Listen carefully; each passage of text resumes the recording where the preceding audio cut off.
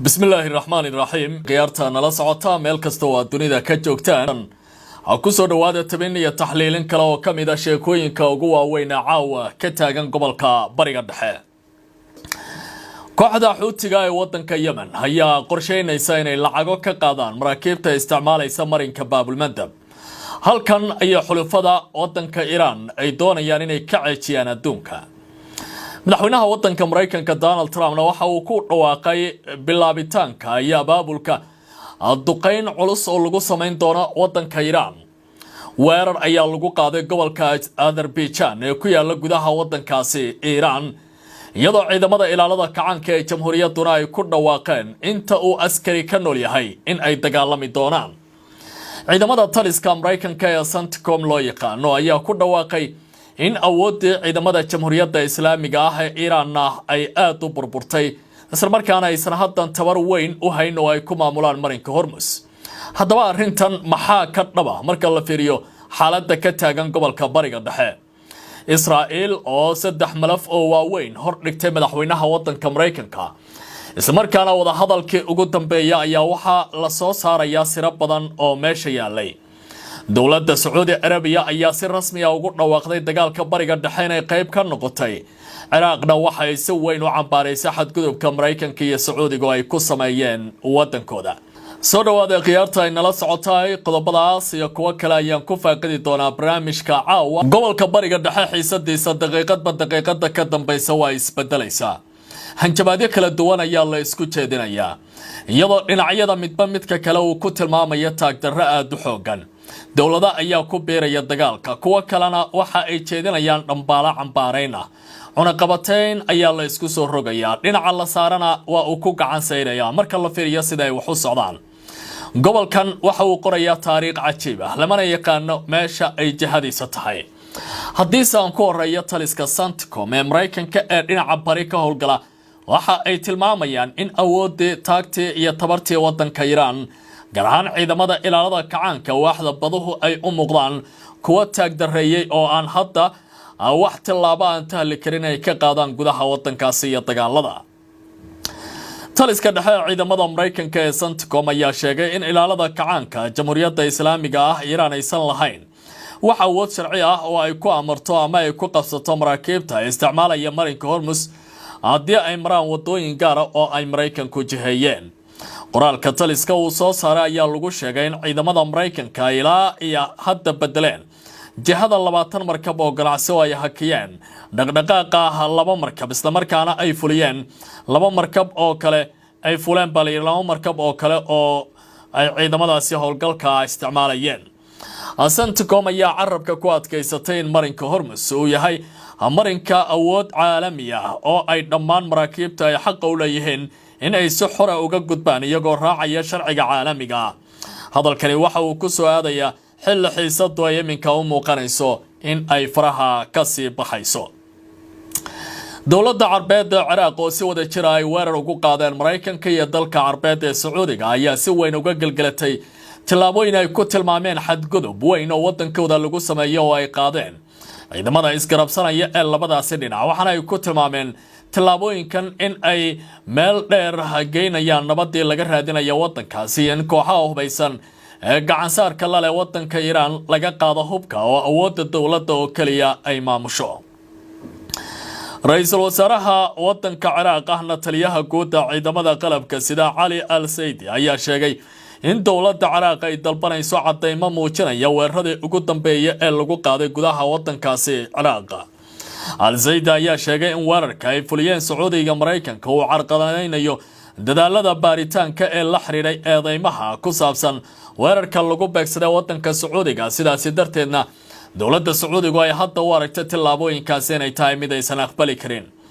waxa uu sidoo kale xusay in hoggaanka hay'adaha ammaanka Ciraaq ay hadda diyaarinayeen qorshe cusub oo looga hortagayo weeraro mustaqbalka dhaca isla markaana lagu ilaalinayo madaxbanaanida iyo amniga qaranka ee wadankaasi hadalka wasiirku waxa uu imaanayaa ugu sareeya wadanka Iran xilli xiisada dagaalka ee gobolka bariga dhexe ay meel adag gaartay Sacuudigana uu si dhaba u qaatay dagaalka gobolkaasi in uu si dhameystiran ugu biirayo warar xasaasi ah ayaa ka soo baxaya wada hadaladii gaarka ahaa ee qolka xiranayga ee ku yeesheen madaxweynaha waddanka Mareykanka iyo ra'iisul wasaaraha nidaamka qariska Turka Israel Benjamin Netanyahu taasoo la xiriirta xiisadda gobolka Bariga Dhexe. ilaa 3 qodob oo waaweyn ayaa miiska la soo saaray sida ay soo tusinayaan qaar ka mid ah warbaahinta oo doontolosha arrimaha gobolka iyo helidda xogaha diblomaasiyadda ee xasaasiga ah. warbaahinta Israel oo xiganaysa mas'uul sare oo nidaamkaasi ka tirsan ayaa sheegtay in kulankii dhexmaray ra'iisul wasaare Benjamin Netanyahu iyo madaxweynaha dowladda Mareykanka diiradda lagu saaray siyaasadda laga qaadanayo nidaamka Iran taasoo hadda u muuqata gobolka Bariga Dhexe inuu wajahaysanaya dagaal aan laga fiirsan.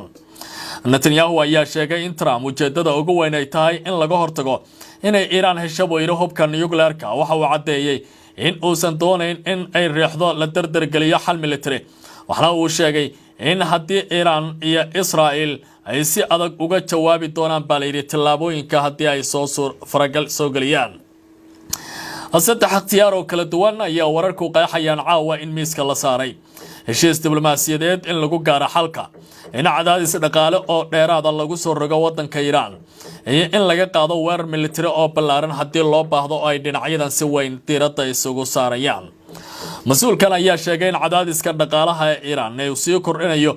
balse ikhtiyaarka militariga weli miiska waa uu saaran yahay buu leeyahay dowladda Washington kama aanay bixin. waxa uu sidoo kale sheegay in mujtamac Khamenei uu weli nool yahay, sida uu sheegana Iran waxa ay sii wadaa buu yiri kacinta uranium-ka xarunta loogu yeeray Jabal al-Fars,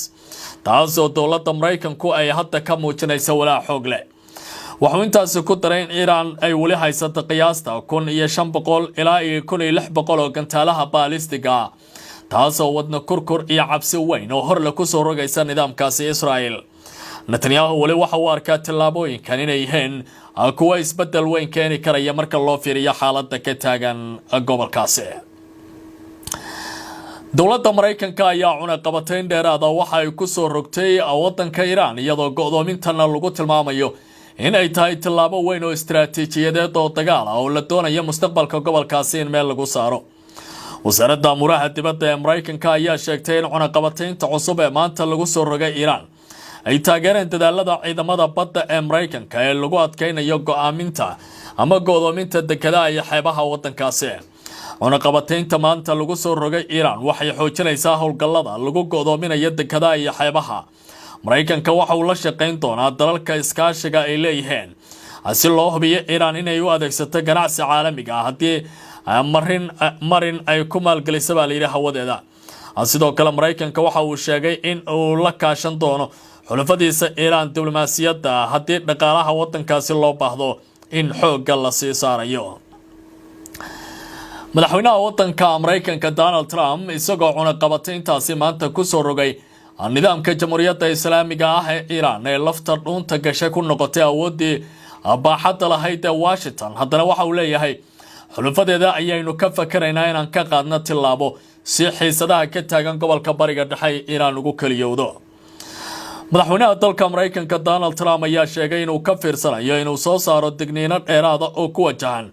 kooxaha ay Mareykanka u arkaan inay yihiin wakiilada Iran ee ka howlgalaya gobolka Bariga Dhexe. waraysi gaar ah uu siiyay telefishinka Fox News, Trump waxa uu ku yiri waxaan ka fakarayaa inaan u diro digniino dheeraad ah wakiilada waddankaasi Iran. Trump waxa uu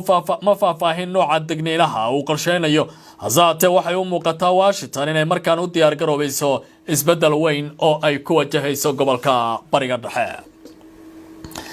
hogaamiyaha waddanka Mareykanka Donald Trump oo la gabi dhaclaynaya si uu dagaalka Iran ugu guuleysan lahaa, waxa uu mar kale ku hanjabay in si aan la arkin oo aan la maqal u duqeyn doono waddankaasi Iran,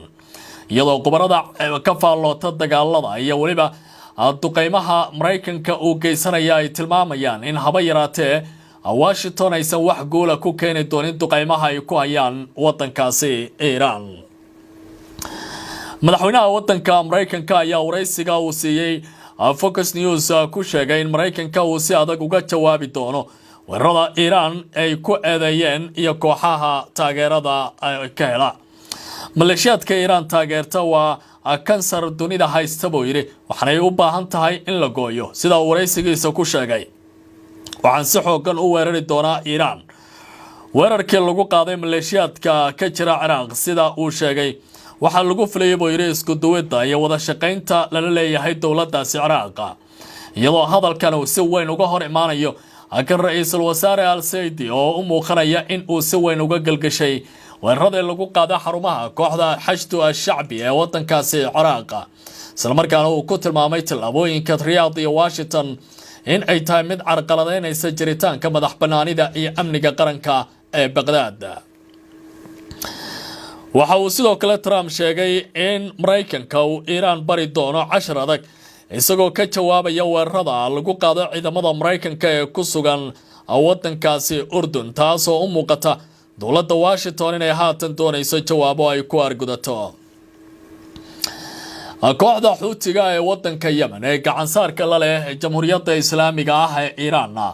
waxay iminka si weyn uga fakaraysaa sida ay tilmaameen in ay maraakiibta maraysa marinka Baabul Mandab ay ku soo rogaan lacaga dheeriya. qorshahan ayaa u dhigmaya kan Xuutiyiinta ay hadda qaadanayaan ayaa u dhigma baa la yiri kan horey Hormuz loogu soo rogay oo ay dowladda Iran hadda darteedu waxa yaran yahay. labadan marin ayaa waxay yihiin kuwa istiraatiiji ah oo dowladaha ku yaala bariga dhexe dunida reer galbeedka iyo barigaba si isla eg u saameynaya. wakaaladda wararka caalamiga ah ee Reuters ayaa sheegtay iyadoo xiganaysa ilo gobolka oo xog ogaal u ah arrintan inay kooxda Xuutiga ee wadanka Yemen ay ka fiirsanayso inay canshuuro ku soo rogto maraakiibta ganacsiga ee maraya koonfurta badda Cas. sida ay sheegayaan ila wareedyada Reuters Xuutiyiintu waxa ay daraasad ku wadaan hanaanka lagu qaadayo lacagta inta badan maraakiibta isticmaalaysa marinka Baabul Mandab oo isku xira badda Cas iyo gacanka Cadmeed. Baabul Mandab ayaa ah marin biyood istiraatiiji oo kamid ah wadooyinka ugu muhiimsan ee ganacsiga caalamiga ah iyo gaadiidka shidaalka. haddii aan qorshahan la hirgeliyana waxa uu kordhin karaa qarashaadka maraakiibta ganacsiga isla markaana uu saameyn ku yeelan karaa isu socodka geediga ganacsiga ee caalamka. ila wareedyada Reuters ayaa sheegin baaliri goorta kama dambaysta ah ee kooxdan ay qorsheynayaan in ay lacagaha ka qaadaan maraakiibta halkaasi gooshaysa. dowladda Mareykanka ayaa maanta weerar xoog la ku qaaday gobolka ku yaala galbeedka wadanka Iran ee Azerbaijan la yiraahdo taasoo muujinaysa in Washington ay durbaba ka arsatay dowladda Iran weerarka ay ku qaaday qaybo kamid ah saldhigyada ku yaala wadanka Jordan oo ogii hore ee saaka dharbaaxooyin xoog leh iyo gantaalo la kulmay. telefishinka qaranka ee Jamhuuriyadda Islaamiga ah ee Iran ayaa sheegay in Mareykanka uu weerar ku qaaday goob ku taala xadka magaalada la yiraahdo Bin Shahar ee gobolka galbeedka Azerbaijan. sida uu sheegay agaasimaha mareynta masiibooyinka ee gobolka Azerbaijan gantaal uu soo riday cadowga buu yiri waxa uu ku dhacay meel banaana oo aan dad iyo dhismayaal lahayn. mas'uulkan ayaa intaas ku daray in weerarka uusan sababin wax khasaare naf ah iyo hanti ay sameeyeen laakiin Mareykanka ujeedada weerarkaasi uu qaaday oo kaliya ay tahay buu yiri in ay jabaqda qaraxyada maqashiyaan shacabka halkaasi ku nool. dhinaca kale taliyaha ugu sareeya ciidamada ilaalada kacaanka ee Jamhuuriyadda Islaamiga ah ee Iran ayaa waxa uu yiri inta ay Gambole naga dambayso goobaha dagaalka Iran laga waayidmaayo laga yaabo gobonnimada Iran inay gorgortan gasho buu yiri oo dowladda Washington gulufkeeda ay guulo waaweyn ku xaqiijiso. waxa uu yiri dhabaha rasmiga ah ee dalka Iran waa dhidibada oo loo taago buu yiri madax banaanida ama guud ahaanba inta sharafta leh in ay geerida dhadhamiyaan. waa sida doodiisa uu caawa ku sheegay waraysi gaara uu bixiyay iyadoo ay hareeraha ka yaaleen gantaalo waaweyn isla markaana muujinaya xiisadu inay aad uga sii danayso gobolka bariga dhexe. waa jawaab dhiila leh oo ku soconaysa dowladda Washington oo la xiriirta baa la yiri hadalka uu maanta Trump jeediyay ee ku saabsan bilaabitaanka iyo waliba abaabulka duqeyn dhagaha faraha la gashto Washington ay sheegaysa in Iran ku soo wajahan yihiin. taliyaha ciidanka wadanka Iran General Amir Hatami ayaa sheegay in ciidamada dalku ay si buuxda uga go'an tahay difaaca Jamhuuriyadda Islaamiga. madax banaanida dalka iyo dhulkeedu waa muqadas ayuu yiri isagoo xusay in ay la dagaalami doonaan cid kasta oo weerarta wadankaasi ilaa iyo Gambole ay ka nooshahay ay jeedaha dagaalka taagnaan doonaan.